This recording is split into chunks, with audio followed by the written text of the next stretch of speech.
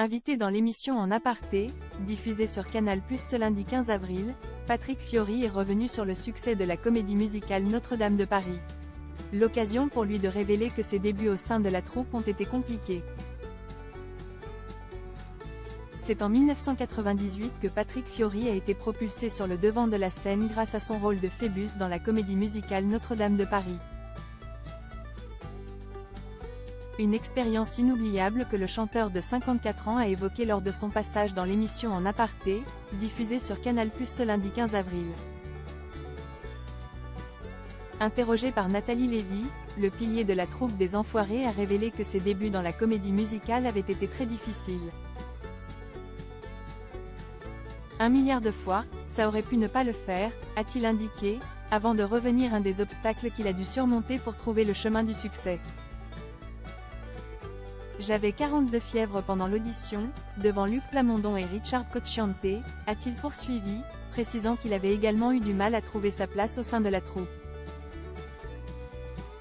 Je suis content de tout ce qu'il se passe quand même, c'est ce numéro 1 partout, ça me flatte. On est bons nous, les 7 artistes de Notre-Dame. Mais je sais que malgré tous les scores que ça a pu fracasser de partout, je savais déjà qu'en rentrant dans cette bande-là, je n'allais pas rester, s'est-il souvenu en toute franchise. Car, oui, malgré le carton de Notre-Dame de Paris, Patrick Fiori ne comptait pas faire carrière dans le monde des comédies musicales.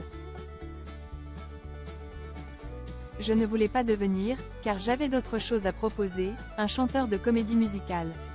Avec tout le respect que j'aille. Je savais que cette cotte de maille, je n'allais pas la porter toute ma vie, a-t-il ajouté. Patrick Fiori revient avec pudeur sur son amitié avec Jean-Jacques Goldman, je ne veux pas le trahir.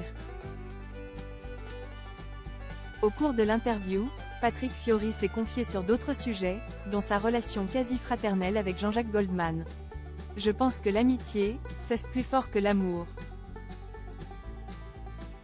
Rien n'est étonnant quand on sait, je ne sais même pas s'il le sait, qu'il est le numéro 1 préféré des Français, a-t-il expliqué.